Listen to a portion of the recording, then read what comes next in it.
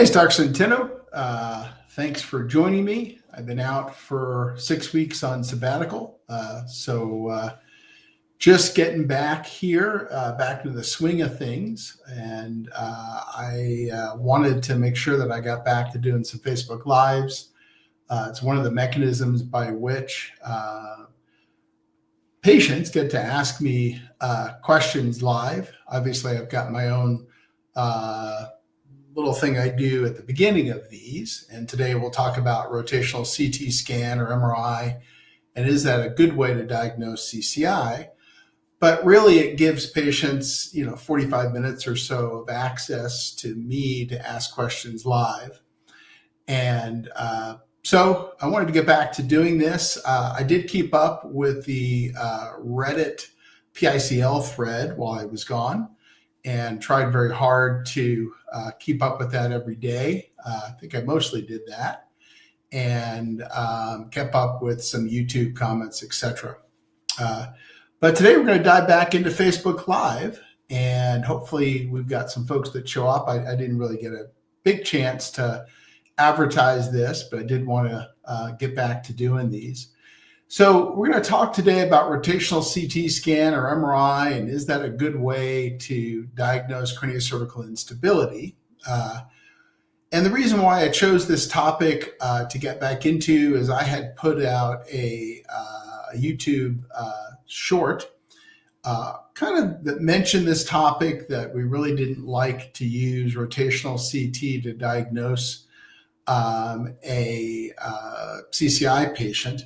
And that had gotten some reaction. So I thought, well, this is a good time to go ahead in depth into this. So we'll spend about 10 minutes going through this topic, and then I'll open the floor up to Q&A, and we'll go from there. So again, topic today is rotational CT scan or MRI, a good way to diagnose craniosacral instability. And we'll get started on that here. So there are many types of craniosacral instability. I've developed a typing system, which I'm publishing on. And as you can see here, this lists 8 different types of craniosacral instability. So we type all of our CCI or craniosacral instability patients. We do that because the goal is to identify which ligaments are failing and which ligaments might need to be focused on, therefore which procedure would be appropriate. And all of the imaging we use to get to those different diagnostic types are movement-based images. So digital motion X-ray, upright MRI, flexion extension X-rays, those sorts of things. And we do that because CCI is a movement-based concept. So you're going to need, for the most part, not 100% of the time, but the vast majority of the time, a movement-based imaging sequence to try to get a sense of whether or not there's too much motion at the cranial-cervical junction. Now, one of those options on movement-based imaging is a rotational CT or MRI. So that's when the patient lies face up in the scanner and the head is turned to the right and left.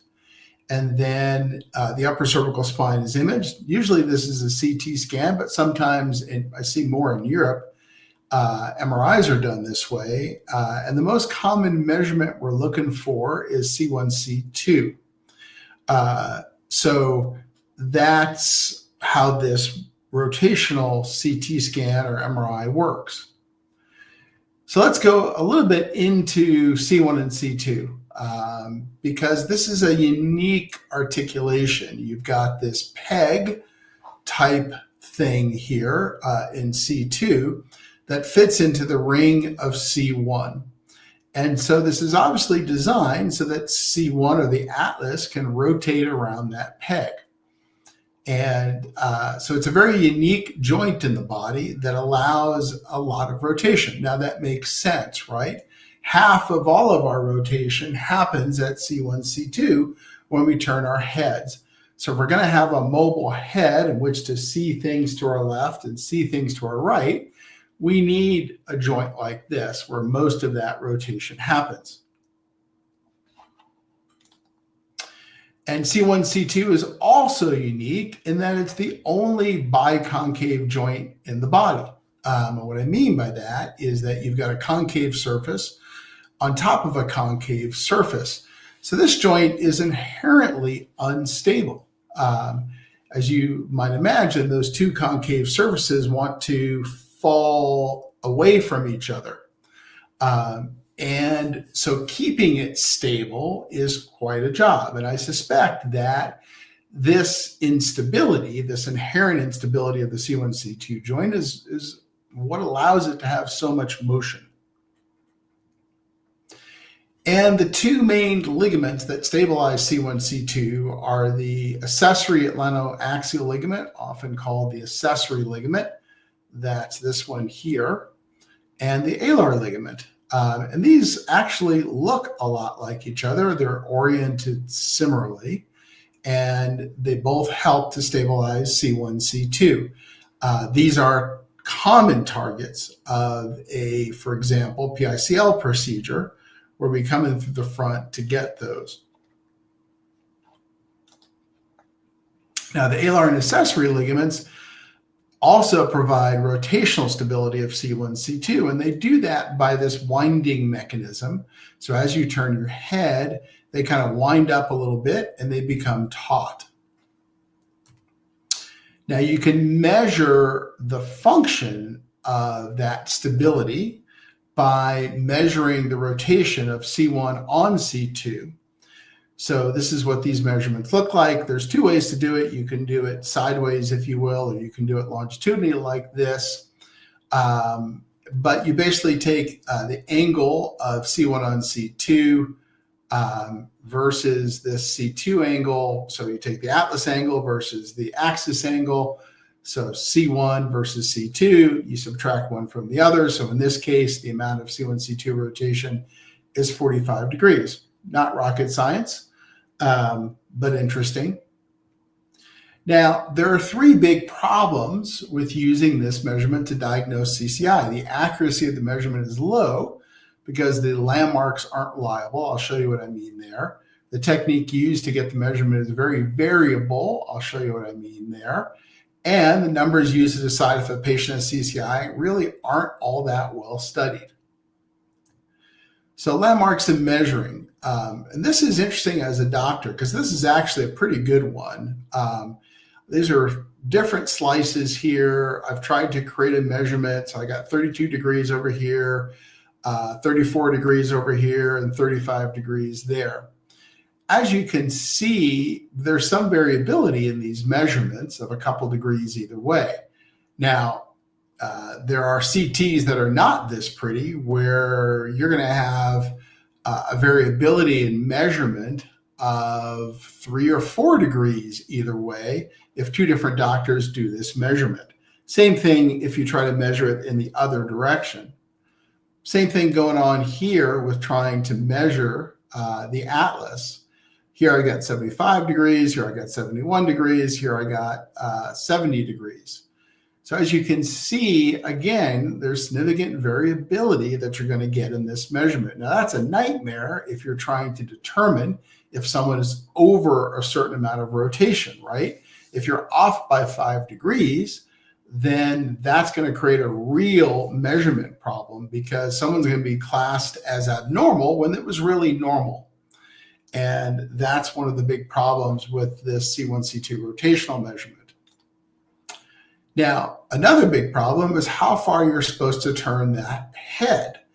In the Dvorak study, which is really where we have our best normals, is the only time where we've looked at normals and abnormals, they tape these heads down at 90 degrees, meaning they use sort of duct tape to take the head at 90 degrees. As you might imagine, for many of our CCI patients, that ain't going to work. That's going to cause severe issues. They're not going to be able to tolerate that.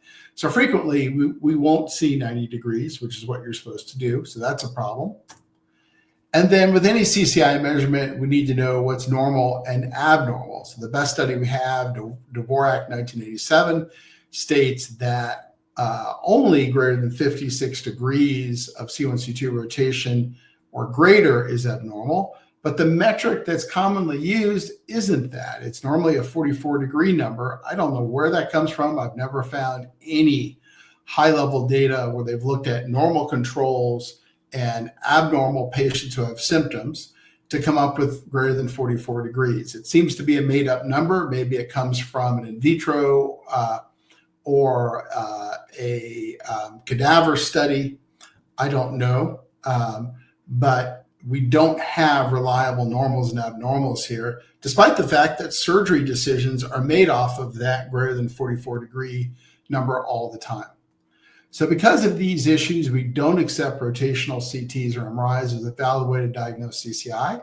The reasons are, as I've discussed, problems measuring C1C2 rotation, problems with how much head turn is used in the scanner, and poor data showing that C1C2 rotation greater than 44 degrees is an abnormality. I know that's kind of a wonky subject to get back to all of this on, so I apologize for the wonkiness of that, but I do think it was important because it's getting a little pushback on, well, why don't you use this? Why don't you like this? I think there was a European physician who piped in about that, and this is the reason why we don't use it. So I wanted to get that out there and enshrine it into Facebook and YouTube world. Okay, so let's try, let me get out of here and I'll start answering some questions. Dear Doctor, a while ago I forwarded some improvised DMX samples to your desk. Not sure if they reached you. Your comment on whether they're properly done would be more than precious, would help me. Andrea, I don't recall that. But I can certainly just try to pull up my email to see if I got them. Now, I may have been away when you sent these. So I'm just going to try to search your name. Didn't come up, but there could be a language barrier there in my search because I may be spelling it wrong. Yeah, I don't see that. Maybe you want to resend all that stuff. My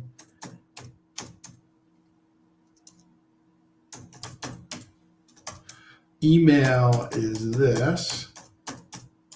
This is the email that goes to my desk, which I widely share all the time here. That'll go into the comments. So that's the email that goes to my desk. Is it helpful if one applies contrast during a DMX scan? No, that wouldn't be helpful. That's generally not done. Will a shoulder DMX show instability? Probably not. Really, instability in the shoulder is very easy to do in a hands-on physical exam. So that's a hands-on physical exam type thing.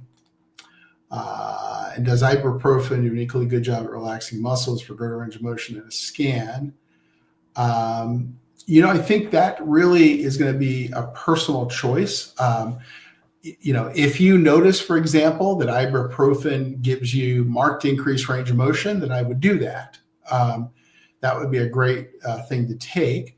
If you notice it's Tylenol, then use that. If you notice it's Valium, then use that. We usually prescribe Valium, which is a muscle relaxer and tends to help patients with range of motion. Sometimes patients take a narcotic like hydrocodone or Vicodin because that improves their range of motion. So it's really individualized as to what improves your range of motion, but you want to get maximum range of motion for any of those scans. N1234, how to proceed? Thanks for doing these. With CCI, would standard chiro be okay, such as Thompson on thoracic and lumbar, as long as done methods like activator used in the cervical? In general, yes, although I think you'd have to be careful to protect the neck and make sure there's no long axis manipulations. So if there are specific manipulations in the thoracic spine and lumbar spine or SI joints, that shouldn't be a problem, just as long as there's no turning of the whole body, including the neck. And then for upper cervical spine, we recommend NUCA, Blair, AO, those types of things. Care also been advanced by Harry Winston. Are these alternatives to those tests, as neither of those are available in the part of England I live in? Yeah, the biggest alternative to that test would be what I would call a European DMX. So let me go to my channel here and share that.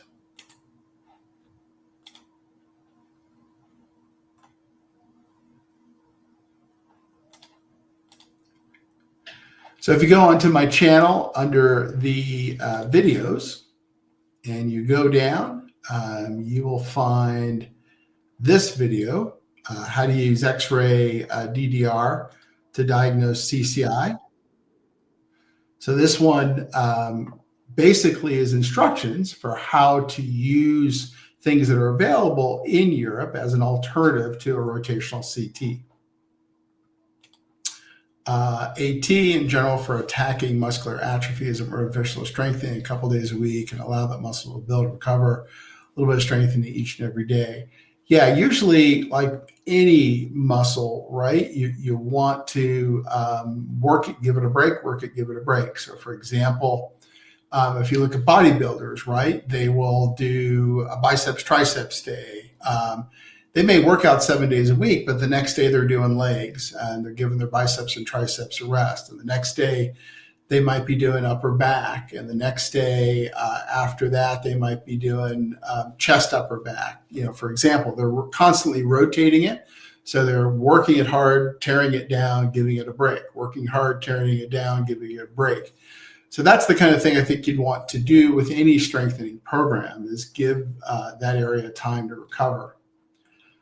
Carol Yates, been advanced by Sherry Scott. Actually, I've been using a collar, which helps a lot during the day, but when I take it off at night, the pain seems to get more severe than before. I would have thought resting it in that way would help. Yeah, the problem there, Sherry, is you're probably regrettably causing a lot of muscular atrophy, so you're just getting more and more instability. So I don't think using a collar is a great idea. I know there are a lot of upper cervical chiropractors that recommend it to try to stay in place, but it does cause quite a bit of muscular atrophy. So when you don't have the collar on, things get worse and worse and worse. So it's one of the reasons why we don't like our patients to use collars, or if they do use collars, use them in the absolute most minimal way, only to accomplish a specific goal. So for example, you know, have to use one on a plane or in the airport, that kind of thing, but then not. AT, I've seen more providers and patients being treated with oral appliances with a posture endpoint, claiming it helps the cranial symmetry, taking pressure off CCJ. Any validity to this concept? Yeah, that's an interesting one. I think you'd asked a question like that or similar question on Reddit. And I don't know, you know, we had one patient, I only have an N of 1 there. We had one patient who got 70% better with the PICL. He was able to get the rest of the way using that approach. I don't have a big N though. I don't have 50 patients that have taken that approach. So, you know, I think I just recommended to one patient who had some chronic TMJ issues going well into the past and was slow to respond, that she consider seeing that particular clinic I think you're referring to see if they could help her get the rest of the way. So certainly would encourage patients who have been through programs like that to reach out and let me know what the results are, because I don't have a lot of patients that have gone that direction. I think I've got one other I can think of in the back of my head, so maybe an N of 2 who told me about that approach. It's been advanced by Greg Abbott. I was just diagnosed with CCI last month. I was so relieved to hear from people that you actually treated as a doctor that made the diagnosis, said my only option is surgery. Yeah, so the good news is, Greg, that the vast majority of our patients never get to surgery. Now, obviously, we have to sort of pre-qualify those patients to make sure that they are candidates for an injection approach. But assuming they are, and assuming we get the right type of CCI, and there's a high likelihood that's causing your symptoms, there's a high likelihood that we can help that patient avoid the need for surgery. These days, I'm working with more and more of the surgeons, quite a bit with Dr. Henderson, for example. The goal is just trying to help patients avoid surgery if possible. If it's not possible, then they can always go and get the surgery. Great. I think it's pronounced Andrea, but I'm not 100% sure, but thank you. Theory is fascial asymmetry from proper bite or faulty orthognathics lead to further stress on the pterygoid's jaw and CJ area. We're searching.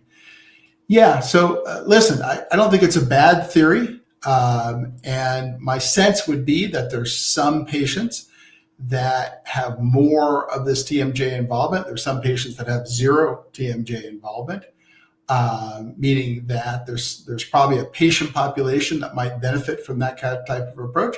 There's other patients in my population where that's not going to do much of anything at all. So like anything, it's got to be, the treatment has to be specific to the patient. So even when we talk about PICL, the PICL is very, very varied. Almost no two PICLs are the same. What I mean by that is that, there's 20 different things that can be injected during a PICL. There are certain core things that make a PICL, but there's all sorts of additional things. So I saw a number of patients this week for the EPICL procedure. I would say that of those 8 patients, probably no 2 were identical.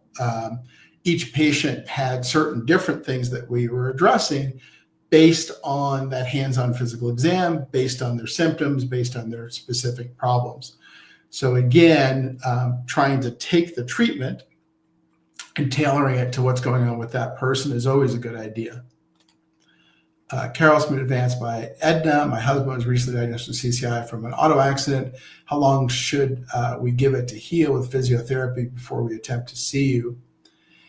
Yeah, so that's a very good question, Edna. A lot of that depends on how that person's doing, right? So for example, if that person is moderately disabled and physical therapy seems to be helping, you may want to give it months if that person is making iterative improvement month over month. Let's switch it out now. Let's say that person is severely disabled and physical therapy is doing nothing but making it worse. You don't want to spend too much time there. Maybe you try another type of conservative care like upper cervical chiropractic, which would be Nuka, AO, or Blair. So it really depends on a few different things. But if physical therapy isn't working, and for many of our CCI patients, it isn't a good fit, meaning active physical therapy tends to make them worse, you'd want to then switch to another type of treatment, which might be specific upper cervical chiropractic. And if that's not getting the job done, then that's a good time to reach out. Meaning my goal is always to try to have patients focus on conservative things first. And if that conservative thing isn't working and they're still circling the drain, so to speak, with regard to their disability, then it's time for us to get involved.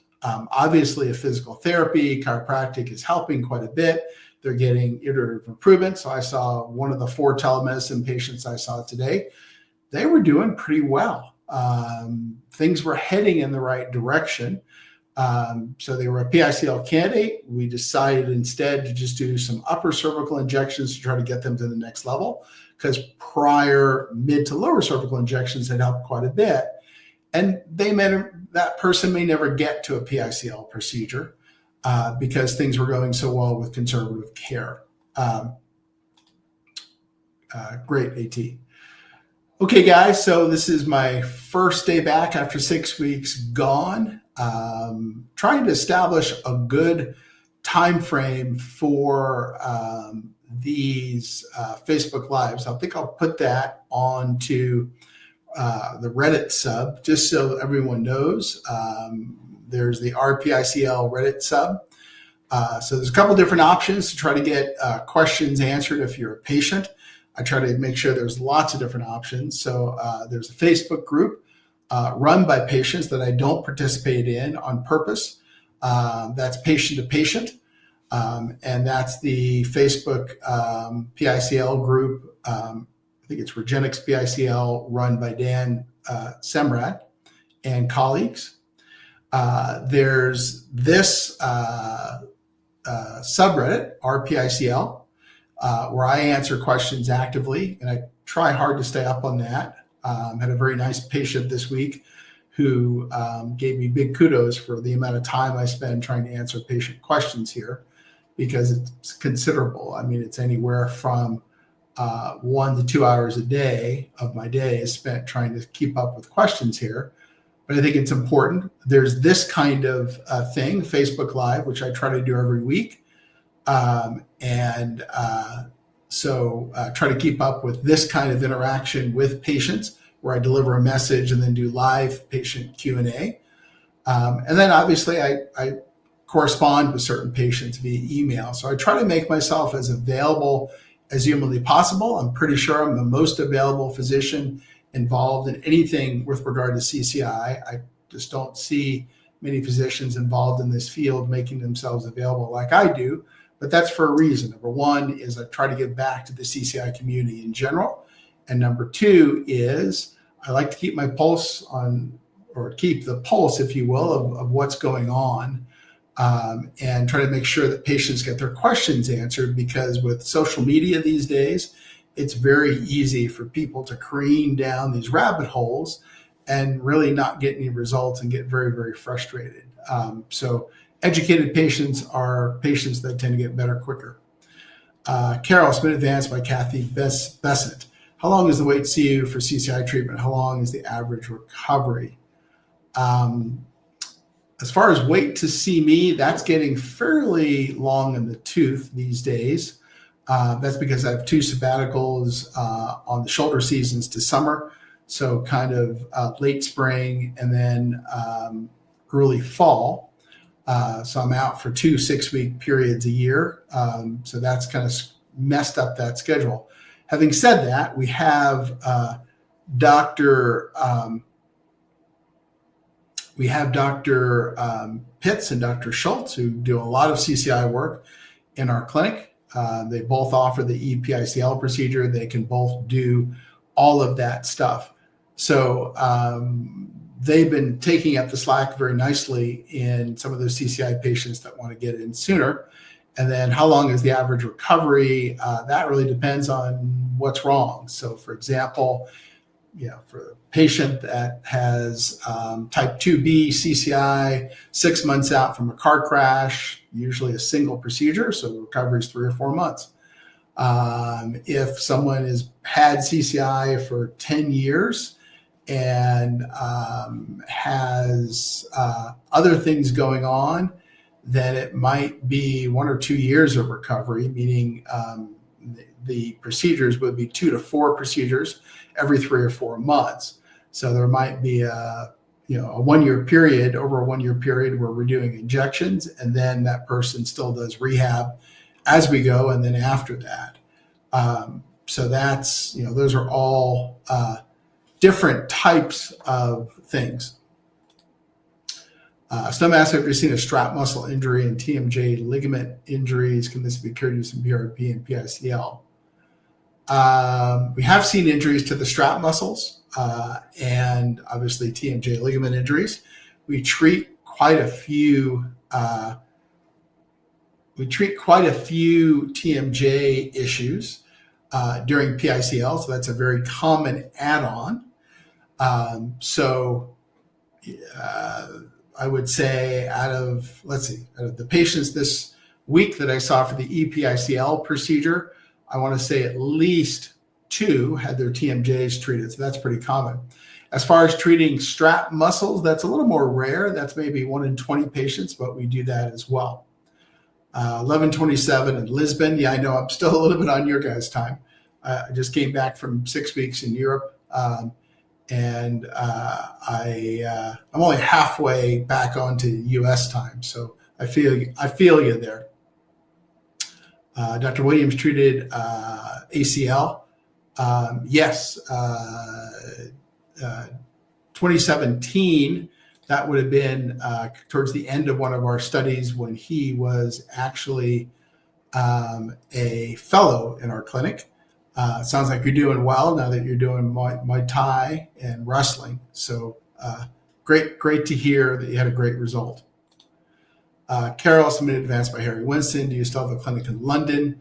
Algal Cells is still part of the Regenix network in London. I think that's the one you're referring to. Andrea, I saw that some doctors do more sequences for DMX scans bilaterally for the lateral sequences. It's pretty typical, meaning the average DMX scan is pretty typical sequence of things.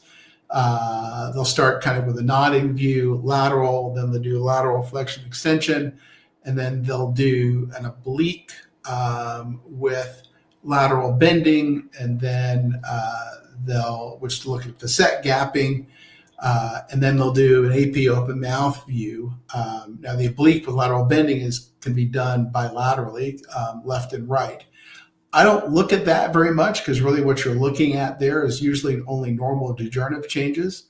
My focus is going to be on those lateral flexion extensions and on the AP open mouth view. Sure, Snowmass. Okay, guys, any other questions? Again, just inching back into this whole thing of getting into weekly Facebook Lives. Do me a favor, if you're on here, please like, share, and subscribe this, no matter where you are, because that helps other patients find this content. So we want to make sure that we make this easier for patients to find, because I suspect that most people will be watching this one after the fact, because I'm trying to get back into a good cadence of doing these once a week. And then Snowmass here. If you have posterior PRP, how soon after can you do a PICL? And if needed, can other posterior PRP, including the PICL? Yeah, so almost always a PICL has a posterior PRP component. So if you go to my videos, there's a very important video to watch, I think, for many patients. And that is what's included in a PICL procedure, this one. So this goes through everything that's included in a PICL procedure. And so it's very eye-opening to patients to understand everything that goes into it. And, there's the PICL component itself, but, we're injecting lots and lots of different structures, facets, nerves, multiple different ligaments that are all customized to the patient. So this goes through I think it's 15 different components of a PICL procedure. So it's a good one to watch, because basically what it shows you is that we almost always treat the posterior neck. So realize that that's something that almost always gets done. As far as the distance between a posterior PRP and a PICL, you're going to want to give that at least 6 weeks, simply because you're going to want to see what kind of relief you're getting from that procedure, because you might not need another PICL. So at least 6 weeks, 6 to 8 might be giving it a good college try between those two. Sure, Andrea. Okay, guys. We just got another question in here. Still a little jet lagged, so if I'm a little slow, that's why. Linda Jung, just got back from Dr. Rose's, a little overwhelmed with all the things going on in my brain and neck. Is PICL appropriate for scardialar transverse tectoral membrane, also with mind-over bridge, is severe infolding? What is the prognosis from which improvement can occur? Just name me a few. Yeah, so Linda, we commonly work with Dr. Rosa, and in order to be a candidate for a PICL procedure or an ePICL procedure, you would have to have movement-based imaging. So we'd have to look at the measurements off of those. I'm really not so much interested in what the ligament looks like, whether it looks scarred or not, doesn't really make a difference to me. What makes a difference to me is that we can demonstrate that there's instability. So off of flexion extension upright MRI, we'd be looking at the clivo-axial angle in flexion and neutral. We'd be looking at any separation of the atlantodental interspace in flexion. We'd be looking at the change in Grabb-Oakes from flexion to extension. We'd be looking at the translational BAI from flexion to extension, etc. And if we don't find any excessive motion in those, then you would need, in addition, a digital motion X-ray to see if you had craniocervical instability. Assuming you do have craniocervical instability, we commonly treat alar, transverse, tectorial membrane, etc., and the myodural bridge. That's pretty par for the course for an EPICL procedure. So hopefully that helps give you some info there. Okay, guys, one last call for any other questions. Had all of the imaging you mentioned done. He's recommending injections. Yeah, so if you've had all of that, then the next thing to do would be a telemedicine evaluation. So if you go to our website, let me walk you through that. Go to our website up here. It's going to go into specialty areas. Go to craniocervical instability. Craniocervical instability. This kind of goes through. It's going to ask if you want to get some books, but this goes through the different steps. So you're at step 1 where you've had imaging done. Let me move this up so you can see. So you're at step 1 where you've had imaging done. Now step 2 is we got to get to your CCI types via telemedicine appointment. And then at that point, we can determine if you're a candidate for injections. And then obviously when you're seen, there's a hands-on exam, which can further delineate what we need to treat. And then obviously, finally, treatment. So at the end of the day, there's that 4-step process. You're at step 1 right now. You got your imaging. Now you've got to get typed via telemed appointment so that we can figure out whether or not what we do is a good match for the problems that you have. Sure. Rial is doing great. Dr. Zwicki was on my complete ACL from jiu-jitsu. Aaron Dutz also worked on my case. Great to hear. Still asked if you had 4 millimeters overhang and you had positive posterior PRP results, would it make more sense to repeat another posterior? Should you do a PICL? Yeah, so there's maybe 2 different things to discuss there. The first would be symptomatic improvement. So if you had good symptomatic improvement, I think that's wonderful. I think what you'd want to see is that overhang still there?